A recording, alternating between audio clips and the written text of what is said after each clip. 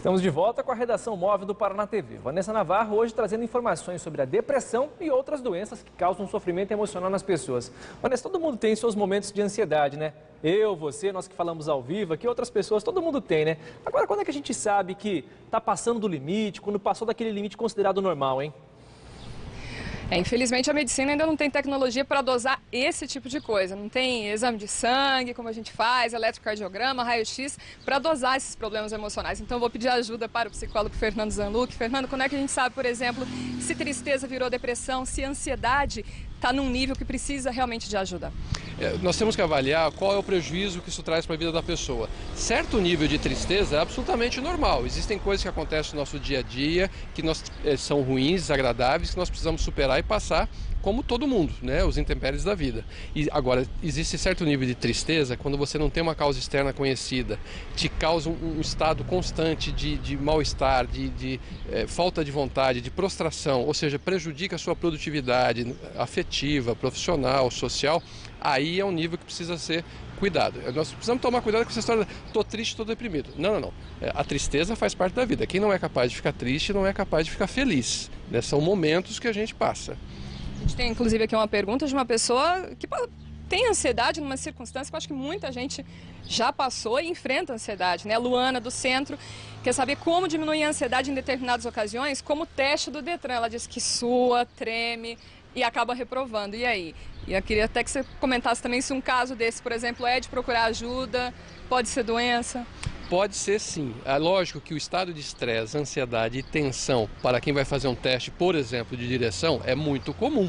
Aliás, seria estranho você encontrar alguém que chegou, foi fazer o teste pela primeira vez e tinha 0 de tensão. Isso eu acho muito mais estranho. Agora, o nível do estresse e da tensão e o nível do prejuízo que esse estresse e essa tensão causa é que precisa ser avaliado. Se a pessoa paralisa, se a pessoa treme, se a pessoa, aquela uma que embota o pensamento, ela sabe fazer as coisas no treino e quando chega no teste não faz nada. Aí precisaria avaliar se não é necessário uma ajuda, um tratamento, alguma coisa, às vezes muito focal, específica, para ajudar ela a lidar com essa ansiedade, para que essa ansiedade não cause esse prejuízo. Certo. Aliás, Luana, eu tive bastante ansiedade quando fiz meu teste, reprovei 2 vezes, inclusive. Agora eu vou conversar sobre um outro problema que acho que é bastante comum também, bipolaridade. A gente mede, inclusive, isso pelas perguntas que a gente recebeu. Tem 2, pelo menos, aqui. Então, eu vou perguntar o seguinte, doutor José Roberto, da Zona Norte. Ele quer saber se bipolaridade pode se tornar depressão, quais são os sintomas. Na verdade, uma coisa se confunde um pouco com a outra. Na realidade, a bipolaridade é uma doença que os sintomas depressivos fazem parte do quadro. Um exemplo mais claro para as pessoas entenderem é a pessoa que tem oscilações de humor e ela vive esse assombro das oscilações de humor como se fosse um quadro, que fosse eu falo para meus pacientes, como se fosse oscilar numa montanha-russa. Você tem picos de depressão, com tristeza, apatia, desesperança, baixa autoestima, queda na produtividade, e também tem picos de aceleração, euforia, irritabilidade, nervosismo. E o nome da doença já explica, você tem 2 polos da mesma condição. Depressão bipolar, então você tem tanto o polo depressivo quanto o polo de euforia, agitação, que a gente chama de mania. Outra pergunta que a gente tem sobre isso é do Renato Bonfim, do Jardim Roma. Ele quer saber se quem tem bipolaridade deve procurar um psicólogo ou um psiquiatra e se em todos os casos deve tomar remédios. Na realidade, a doença diagnosticada é uma doença médica que merece atenção farmacológica, ou seja, a pessoa tem que tomar medicação.